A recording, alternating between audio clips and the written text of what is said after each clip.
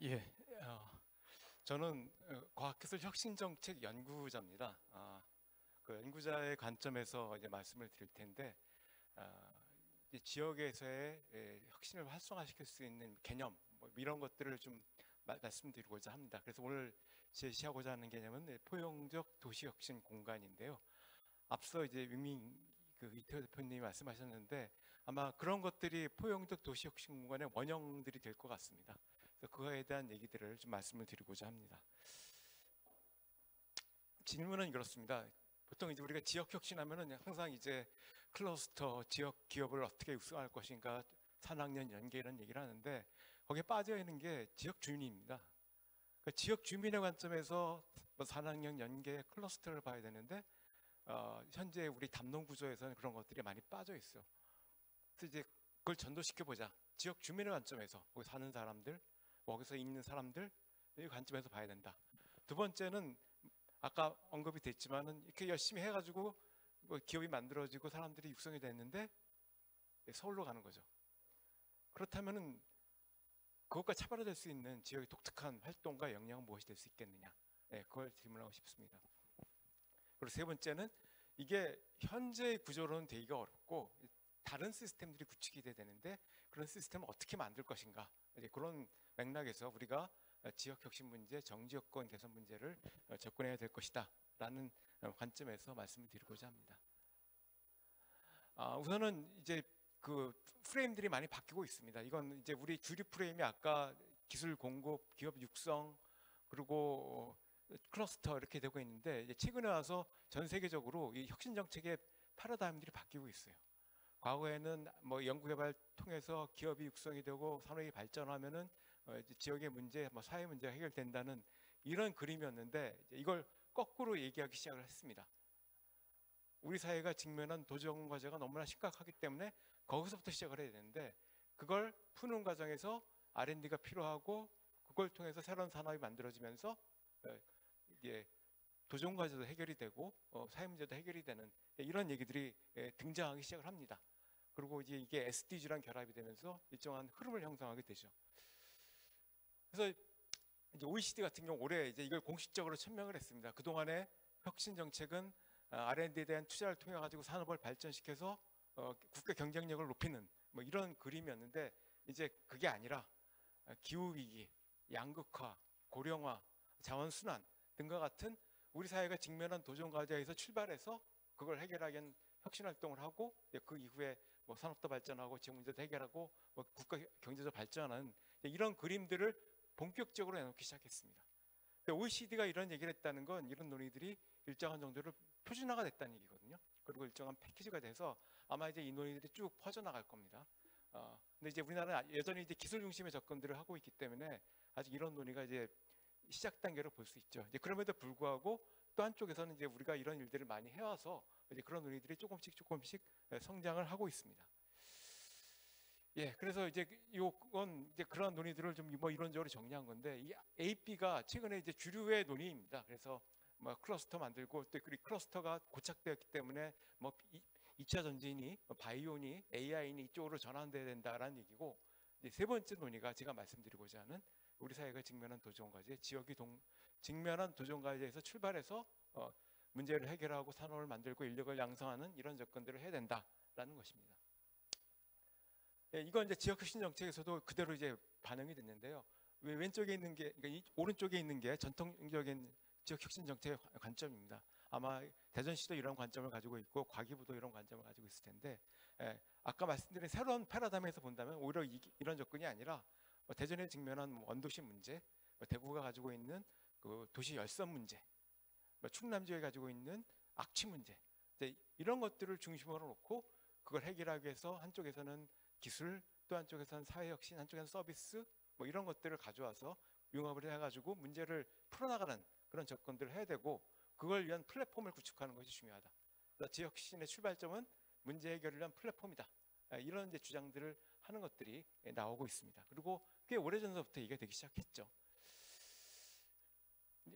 그런 논의들의 접근은 이제 이런 지역 문제를 해결하기 위한 핵심 개념과 그걸 위한 다양한 자원들을 엮어내는 틀들, 플랫폼들 이런 접근들을 하면서 그걸 통해서 비즈니스도 만들어내고 지역 사회 혁신도 하는 이런 틀들을 얘기를 하고 있습니다. 이걸 이제 잘하고 있는 데가 한국 같은 경우는 이제 완도 같은 경우는 해양 치유라는 것들을 지역 발전의 개념으로 설정을 했어요. 그래서 완도가 가지고 있는 독특한 특성들, 거기 이제 맥반석과 관련된 그 구조가 돼서 독특한 이제 해수의 특징이 있는데 그것 때문에 김도 양식이 잘 됐고 또 치료 효과가 있습니다. 그래서 해양 치유라는 개념을 가지고 지역 주민들도 치유하고 또 그걸 통해서 관계 인구들도 모아내고 거기서 병원도 만들어서 한 6개월 동안 치료도 하고 또 힐링도 하고 그런 프로그램들을 만들어냈어요. 근데 그거 또 자체가 또 자원 수론과 관련된 하나의 그림이 돼가지고 나사에서 또 이제 완도를 찍어가지고 또 이제 자원 순환과 관련된 이러저러한 얘기들을 하고 있습니다. 그리고 이런 활동을 하기 위한 사회적 기업을 만들어서 지역 주민들을 고용하는 이런 구조를 가지고 있습니다. 이제 그 틀에서 나온 바와 같이 지역에서 가지고 있는 그 자원들, 지역의 문제들을 바탕으로 해가지고 완전히 차별화된 접근들을 하면서 지역 문제 해결과 사업을 전개하고 있는 이런 모습들을 보여주고 있습니다. 자, 그래서 여기서 강조가 되는 건 이제 이런 접근들을 했을 때 어떻게 수도권과 차별화할 것인가가 이제 제일 중요합니다. 지금 지역혁신 얘기 많이 하지만 대부분 다 2차 전지, AI, 바이오 다 하고 있죠. 근데 다 하고 있습니다. 이거 어느 지역도. 강원도도 하고 있고 대전도 하고 있고 뭐 전라도 하고 있고 다 하고 있는데 이거 가지고는 차별화가 되지 않는다는 거죠. 지역별로도 차별화가 되지 않고 서울 수도권과 비교했을 땐 경쟁이 안 됩니다. 그럼 아까 얘기 나왔듯이 그 벤처가 나왔는데 걔네들은 지역에 있지 않고 이제 서울로 올라가게 되죠. 그렇다면 어떻게 지역에서 차별화된 독특한 성격을 가지고 있고 그 지역에서만 할 수 있는 그런 내용을 갖출 것인가가 이제 중요한 이슈가 됩니다. 그리고 이제 이 과정에서 지역 문제 해결이 산업과 연결시키는 이제 그런 좀 아주 잘 설계된 세밀한 접근들이 필요합니다. 요 얘기는 일본에서 나오는 얘기들인데 일본 같은 경우 전 세계에서 가장 먼저 초고령화 문제를 겪었고 두 번째는 제조업의 디지털 전환 그리고 이제 재난 안전 문제 뭐 이런 것들이 일본이 직면한 도전 과제였습니다. 근데 이 사람들이 어떤 생각을 했냐면 이런 도전 과제를 제일 먼저 접한 문제 선진국이라 이거죠. 근데 그걸 거꾸로 우리가 그 문제를 잘 해결해 나가면 문제 해결 선진국이 될 수 있다는 겁니다. 결국 지역이 나라가 직면한 문제가 또 그 지역을 발전시키는 차별화된 원동력이 될 수 있다는 이제 이런 개념을 제시를 하면서 그 문제와 그걸 해결한 해결책을 연결시키고 산업 발전을 연결시키는 그런 얘기들을 풀어나가고 있습니다. 후쿠오카 지역, 후쿠오카 고령화가 굉장히 심한데 거기가 지향하는 바가 치매 친화 도시입니다. 그래서 치매 걸린 사람들이 2등 시민이 아니라 배제될 분들이 아니라 그냥 우리 일상적인 분들이 될 수 있도록 일상적으로 할 수 있도록 만드는 거죠. 그래서 도시 구조를 바꾸고 교육 프로그램을 바꾸고 또 거기서 비즈니스도 바꾸고 그런 시스템을 구축해가지고 그분들이 그냥 일상사처럼 살 수 있는 그런 공간을 만드는 겁니다. 그리고 기업들이 제품을 개발할 때에도 초기 치매 환자들을 경험 전문가라는 개념을 가지고 그분들을 고용을 해서 그분들과 같이 이제 제품들을 개발하는 이런 작업들도 하고 있어요. 이제 프레임을 바꾸면 다른 식의 접근들을 할 수 있다는 것을 보여주는 것입니다. 자, 그래서 이제 이런 것들을 우리가 이제 풀어나갈 때 이걸 뭐 도시혁신 공간이라는 개념들로 그동안에 많이 얘기를 해왔습니다. 뭐 지금 성수동, 테헤란밸리, 그럼 어궁동도 뭐 이제 이런 식의 얘기들 풀어갈 수 있겠죠. 그래서 이제 최근에 지역 혁신의 축이 과거에는 좀 도심에서 떨어져 있는 그 한적한 곳에 연구소나 기업을 만들어가지고 거기서 그들을 묶어가지고 혁신 활동 일으키는 이런 것으로 얘기됐는데 최근에 우리가 느끼는 바와 같이 특히 디지털화, 지식 집약화가 되면서 이제 도심으로 다 들어오게 됐죠. 그래서 성수동으로 들어가고 테헤란밸리로 들어가고 이렇게 그리고 이런 일들이 벌어지고 있는데 그러면서 이제 여러 가지 그 도시에서 이루어지는 도시가 혁신 공간이 되는 다양한 시도들이 이루어지고 있습니다. 그래서 도시 재생을 통해서 그동안에 비어있던 공간들을 혁신의 공간들을 만들거나 아니면 지금 이제 대덕단지처럼 연구소만 덩그러니 있는 데에 거기에 이제 여러 가지 기관을 새롭게 집어넣는 거죠. 그래서 거기서 뭐 연구도 하고 또 놀기도 하고 살기도 하는 이런 공간을 만드는 활동들이 이루어지고 있습니다. 이럴 때는 이제 그곳에 있었던 앵커 기관들이 굉장히 중요한 역할들을 하게 되죠. 어쨌든 이제 이런 것들이 도시 혁신의 새로운 흐름으로 전개되어 왔는데 문제는 이제 이 과정에서 젠트리피케이션이 굉장히 강하게 나타났다는 거죠. 성수동 지금 뭐 난리 났죠. 거기 편집샵들이 막 들어오면서 임대료가 뭐 10배씩 오르고 이런 일들이 벌어지면서 애초에 의도는 그게 아니었는데 결국에 거기서 활동하던 사람들이 쫓겨나가는 일들이 벌어지게 되고 있습니다. 그러다 보니까 이제 또 사람들이 이걸 성찰하게 되면서 야, 이래서는 안 되겠다. 그러면서 거기에 지역 주민과 함께하는 그런 포용성을 갖는 그 포용적 도시혁신 공간으로 만들어야 되는 게 아니냐라는 얘기들이 나오기 시작을 했습니다. 그래서 아까 말씀드린 바와 같이 그 지역에서 활동하고 있는 분들, 그리고 지역의 취약계층들이 이 지역의 도시혁신 공간화에 참여할 수 있는 그런 계기들을 만드는 것이 필요하고 결국 그걸 통해서 지역사회가 발전할 수 있다라는 얘기들을 이제 풀어나가기 시작을 합니다. 그래서 그냥 도시혁신 공간, 그러니까 이노베이션 디스트릭트라는 표현으로 끝나는 것이 아니라 거기에 포용성이라는 개념을 넣어서 포용적 도시혁신 공간이라는 개념을 얘기를 하게 됩니다.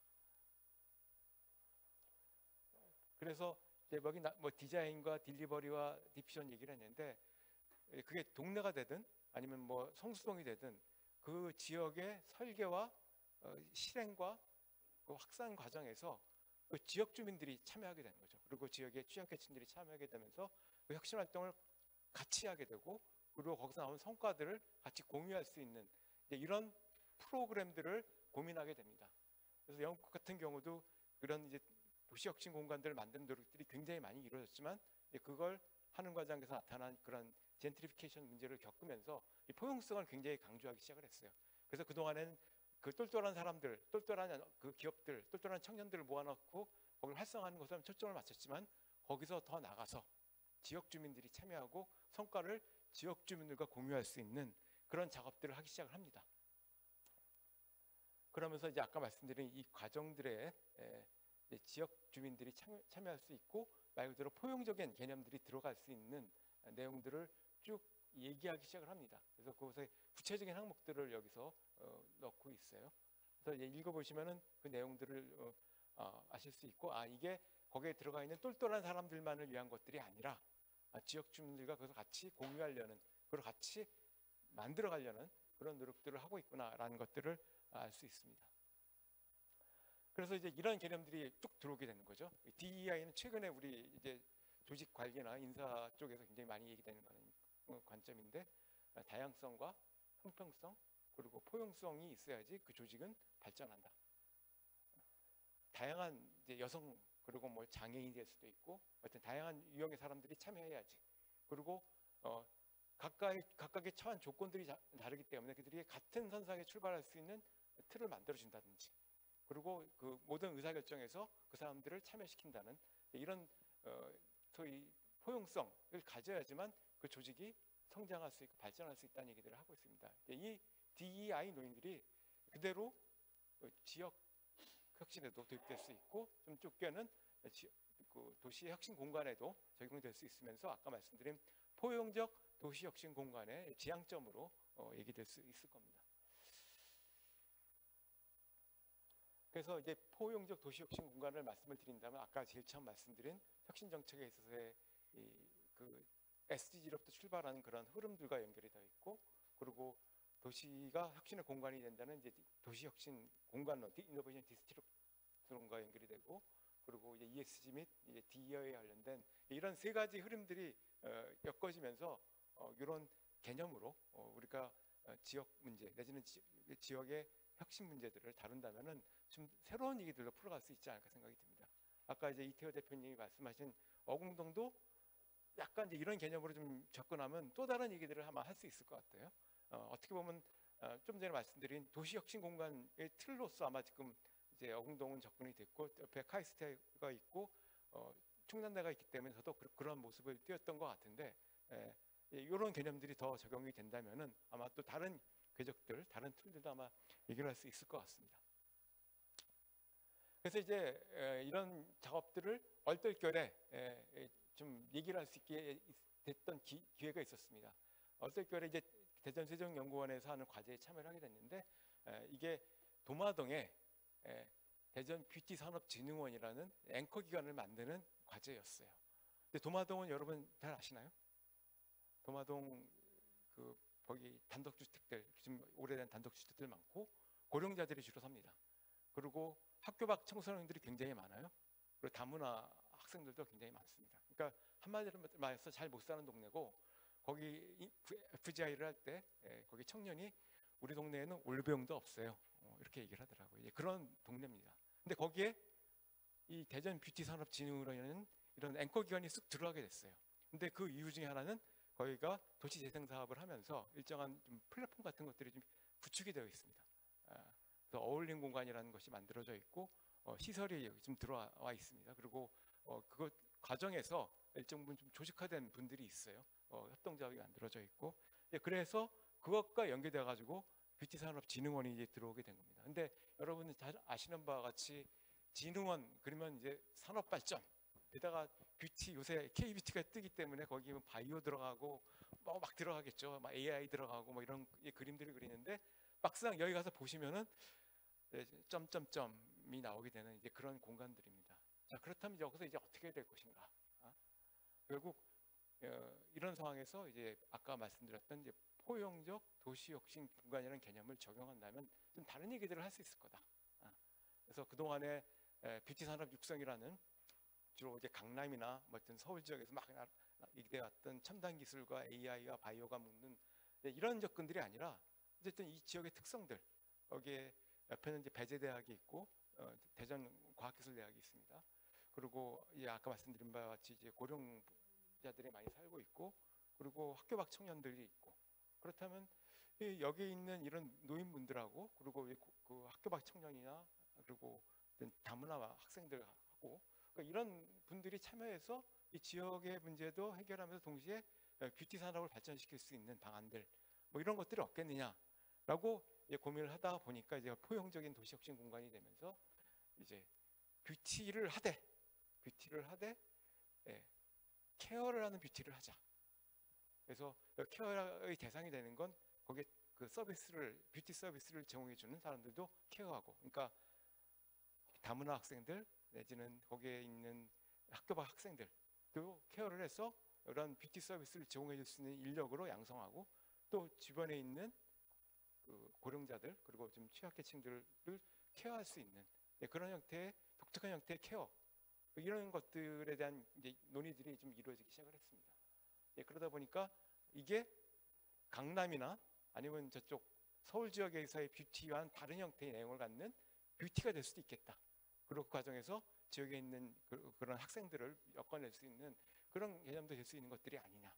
그리고 이게 특화되고 이걸 할 수 있는 시스템이 잘 구축이 되면 이런 건 도마동만 할 수 있는 게 아니냐, 대전만 할 수 있는 게 아니냐, 이제 이런 얘기들이 나오기 시작을 했고, 그리고 이 과정에서 결국 이제 여기에 다문화 학생들이 많이 살고 있고, 또 외국에서 온 학생들도 꽤 있기 때문에 이걸 일종의 이제 글로벌화하는 방법으로서 뭐 미국이나 유럽 같은 선진국이 아니라 뭐 중동, 그 동남아시아 이런 지역들과 연계되는 학생들이 많이 오기 때문에 그런 구도를 가지면서 이제 인바운드, 아웃바운드 되는 글로벌과 연결시킬 수 있는 것이 아니냐, 뭐 이제 이런 얘기들이 나오기 시작을 했습니다. 그래서 이게 실제로 이렇게 진행이 될지 그렇지 않을지는 잘 모르겠습니다. 그럼에도 불구하고 의미가 있는 건 이제 전형적인 그 지역 혁신의 틀들, 산업진흥원이 만들어졌을 때 그걸 첨단 기술과 그리고 산업 육성 이것이 아니라 지역과 같이 하는, 지역의 주민들이 참여하는, 성과가 지역에 남는 그런 틀에서 얘기가 되면서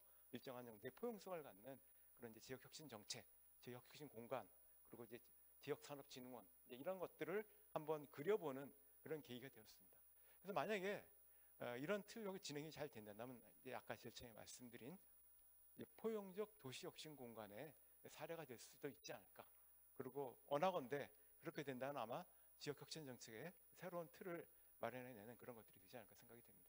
그리고 옆에 있는 배재대학이나 뭐 과학기술 대전 과학기술대학, 그리고 뭐 거기에 이제 한밭대도 있고 충남대도 연결이 될 텐데 그런 대학들이 좀 연결이 된다면은 뭐 또 다른 형태의 궤적을 갖는 뷰티 산업을 만들어낼 수 있고, 그리고 지역 혁신을 만들어내는 그런 계기가 되지 않을까 생각을 합니다.